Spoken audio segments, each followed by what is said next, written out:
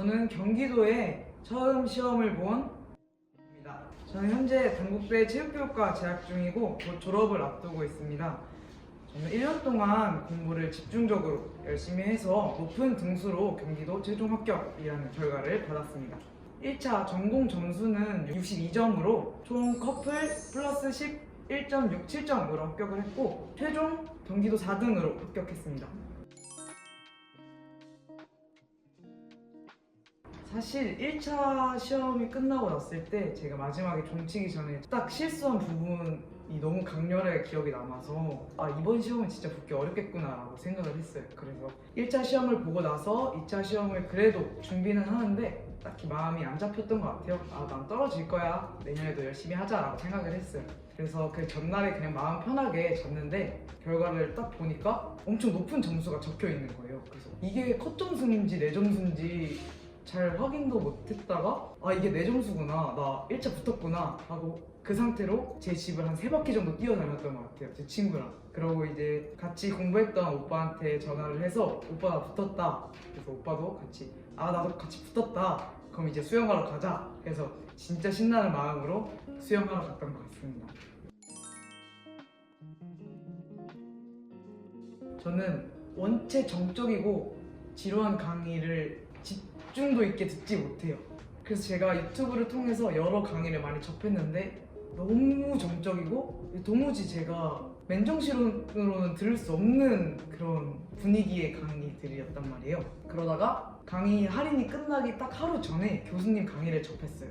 다른 강사님들의 강의도 물론 훌륭하시지만 저는 이 말에 기본적으로 볼륨이 높고 악센트가 있는 말에 굉장히 집중을 잘하는 스타일이어서 딱 교수님 강의를 쳐서 시청을 해봤을 때 솔직히 처음엔 많이 놀랐어요. 그 전에 강의 들었을 때는 제가 볼륨을 굉장히 많이 켜놓고 들었는데 강의를 제가 처음부터 본 게 아니라 중간부터 봤단 말이에요. 근데 한번 제 고막을 때리시는 그런 볼륨이 나온 적이 한 번 있어요. 그래서 거기에 꽂혀서 이거다, 이거면 내가 졸지 않고 강의를 재밌게 들을 수 있겠다 싶어서 강의를 선택했던 것 같습니다. 김영규 교수님께서 상호작용이 저는 그 어떤 강사님들보다 활발하다고 생각을 해요. 저는 이러한 부분을 진짜 적극적으로 활용해서 학습을 했던 것 같아요. 모르는 부분이 생기거나 제가 헷갈리는 부분이 생길 때 저 혼자 끙끙 앓기보다는 곧바로 교수님한테 질문을 해서 거의 문답식으로 질문을 주고받으면서 학습을 했던 것 같아요. 이 문답식으로 학습을 했던 부분이 저에게 이해를 높이는 데 있어서 굉장히 많은 도움이 됐어서 저는 김영규 교수님을 1년 동안 바꾸지 않고 쭉 선택했던 것 같습니다.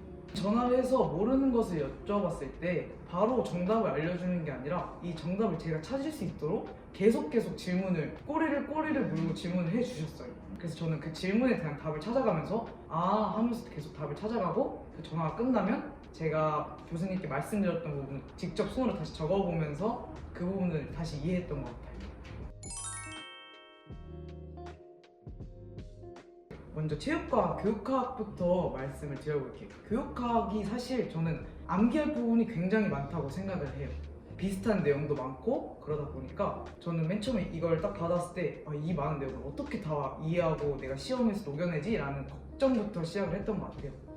그래서 공부를 하다 보니까 저는 이론에 대한 구체적인 사례를 외우는 것에 중점을 뒀어요. 구체적인 사례를 외우는 것에 중점을 두면 제가 이 개념을 봤을 때 머릿속에 자연스럽게 이게 상상이 돼요. 예를 들면 방식 스타일 모형으로 예시를 들면 이걸 공부할 때 제가 이 모형을 가지고 직접 수업을 진행하는 상상, 이거를 계속 머릿속에 돌려가면서 시뮬레이션 돌려가면서 이해와 암기를 한꺼번에 같이 했던 것 같아요. 그리고 만약에 모르는 부분이 생기면 앞서 말했듯이 김영규 교수님한테 다시 전화를 드려서 이건 대체 어느 때 사용하는 거고 이건 왜 이거고 이건 왜 이렇게 수업이 진행되냐 라는 식으로 질문을 많이 드렸던 것 같아요.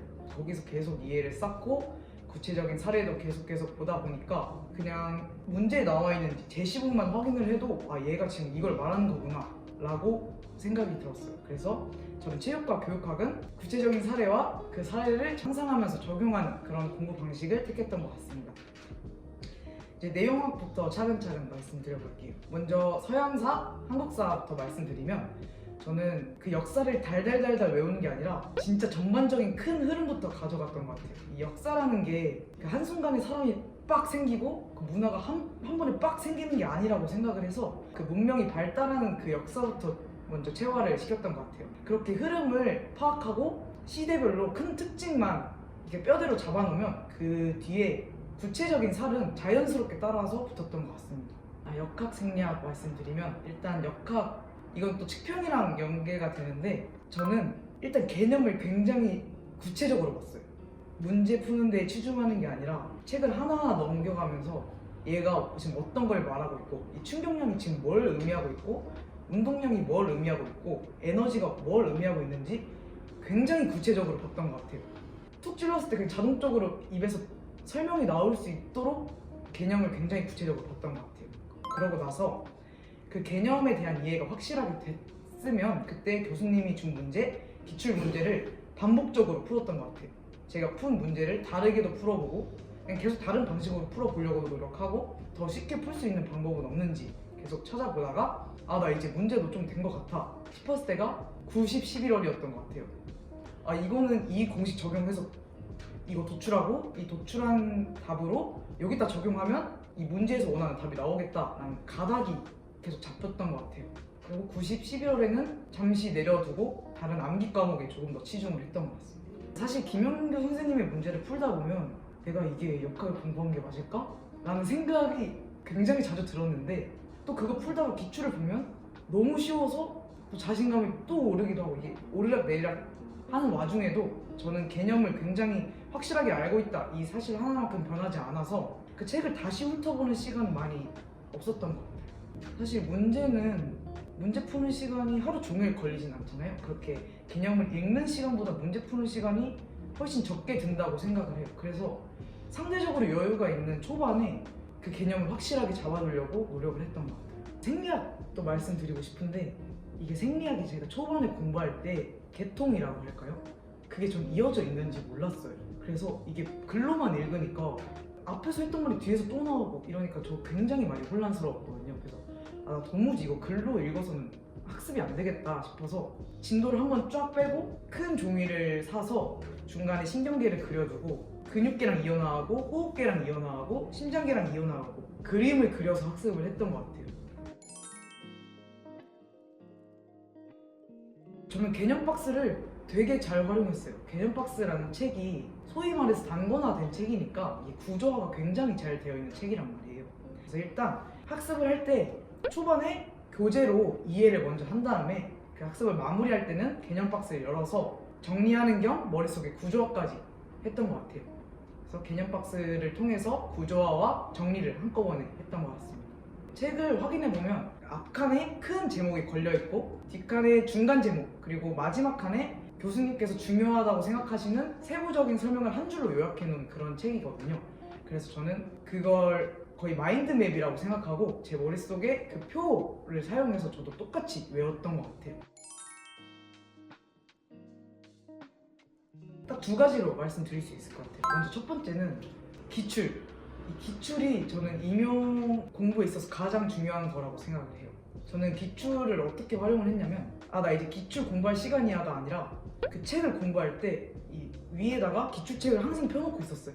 이 교재에 있는 내용 공부하고 교재에 대한 이론이 어느 정도 학습이 됐다 싶으면 바로 기출 그 부분에 해당하는 기출책으로 넘어가서 바로 적용해보고 나 이제 괜찮은 것 같아요. 또 다시 책으로 넘어와서 다음 이론 공부하고 또 그 이론에 관련된 기출도 찾아보고 계속 이렇게 번갈아 가면서 공부를 했던 것 같아요. 그러다 보니까 제가 이 학습한 이론을 바로 적용을 하는 그리고 그 기출이 어떤 걸 원하고 이 이론의 어떤 부분을 물어보는지 그리고 어떤 부분을 물어보고 싶어 하는지 이 부분을 더 잘 캐치할 수 있었던 것 같아요.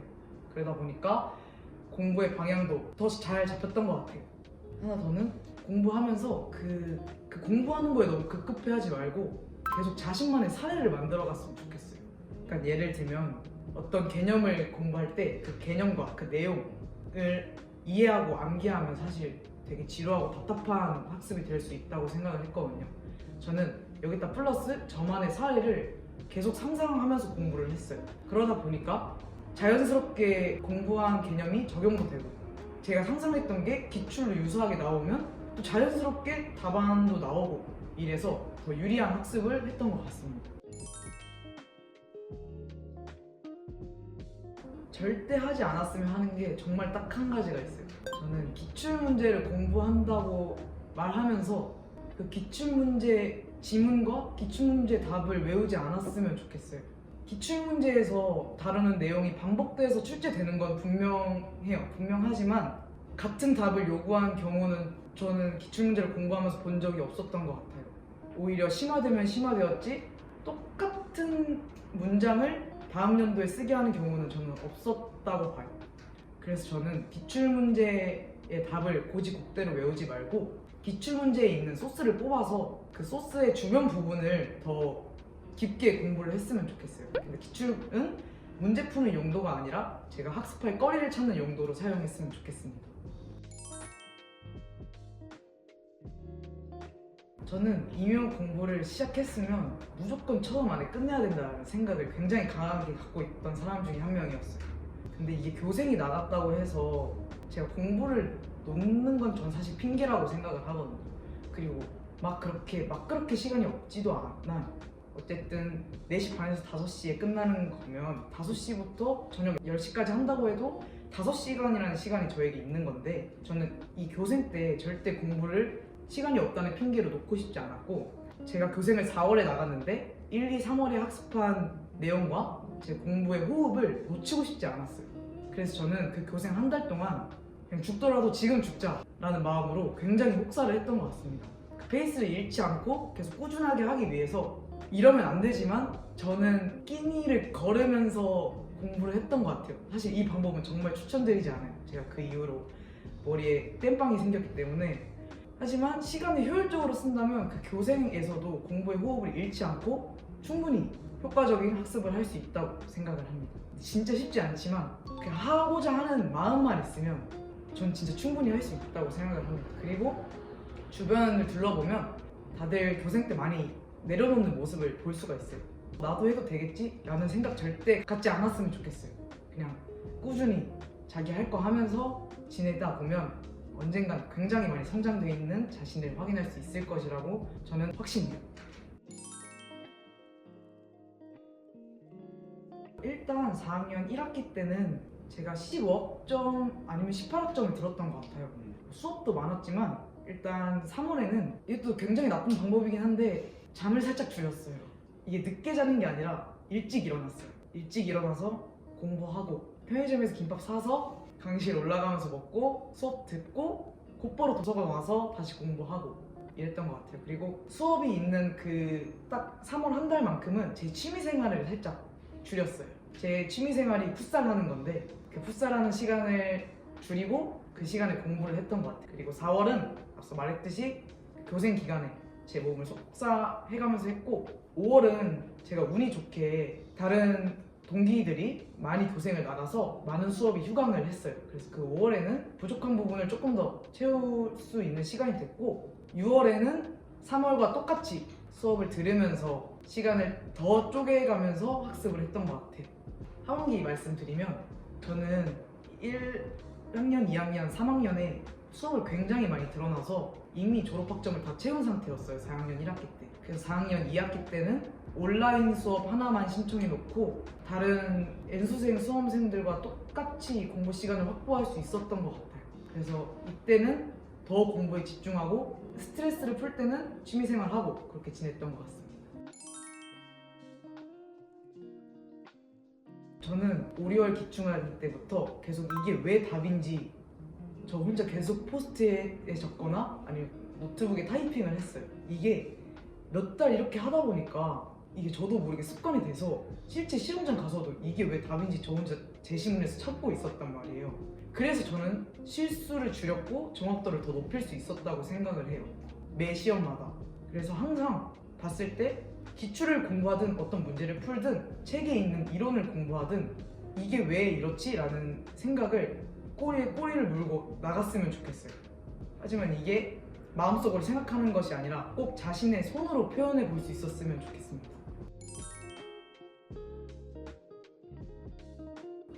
저는 사실 시험을 보면서 올림픽 문제가 나온 게 있었어요. 올림픽 문제를 책에 훅 훑고 넘기기만 했지 그렇게 중요한 내용은 아니라고 생각을 해서 주의 깊게 보진 않았던 것 같아요. 제가 그 문제를 봤을 때 솔직히 좀 아쉬운 마음도 들었어요. 조금만 더 볼 걸이라는 아쉬운 마음도 들었지만 딱히 그 문제를 틀렸다고 해서 제 점수가 결코 그렇게 낮은 점수가 아니라고 생각을 해요. 그래서 또 한 번 느낀 거지만 지역적인 거 내려놓아도 충분히 높은 점수 받을 수 있고, 지역적인 걸 내려놓음으로써 기출에 나와 있는 부분을 조금 더 심도 있게 정확성을 높일 수 있게 학습을 할 수 있었던 것 같아요. 그리고 막 지역적인 거 맞춘다고 다들 강론서를 처음부터 끝까지 다 읽으시는 경우도 많이 있으신 것 같더라고요. 근데 저는 초수다 보니까 강론서를 많이 읽지는 못했어요. 제가 강론서를 읽은 과목이 딱 하나 있었는데 그게 사회학이었단 말이에요. 저는 그 사회학 강론서를 처음부터 끝까지 읽는 게 아니라 교수님께서 중요하다고 말씀해주신 내용의 정확도를 높이기 위해서 줄글로 읽고, 만약에 강론서에 있는 내용이 이해가 조금 더 쉽다 하면 그 내용을 뽑아다가 다시 교재에 적고 이런 식으로 학습을 했던 것 같아요. 그러니까 지역적인 건 조금만 더 내려놓고 지역적인 거 공부한다고 강론서 읽을 바에는 기출을 보고 중요한 내용만 강론서에서 찾아서 읽어도 충분하다라는 말을 저는 해주고 싶습니다. 인터뷰를 해보니까 저는 1년을 다시 되돌아본 것 같아요. 1년을 다시 되돌아보니 저는 제 자신을 굉장히 많이 괴롭혔던 것 같아요. 이게 원인을 찾아보니까 저는 저 스스로 불안에 되게 갇혀 사는 사람이었던 것 같아요. 그래서 더 집중력을 끌어올릴 수 있었는데 살짝 더 아쉬운 부분도 있고, 그래서 제가 임용 준비생 여러분에게 하고 싶은 말은 1년 동안 준비하면서 굉장히 많은 불안함과 역경에 많이 부딪히게 될 거예요. 그럴 때마다 그 불안함에 초점을 두는 게 아니라, 불안함은 저는 미래에서 오는 거라고 생각을 하거든요. 미래를 잠깐 생각하지 말고 자기가 해야 될 것만 생각하고 하다 보면 그 미래에는 자신이 원하는 결과를 충분히 얻어낼 수 있을 거라고 말해주고 싶습니다. 그러니까 자신을 조금만 더 돌봐주면서 위로해주면서 공부했으면 좋겠어요.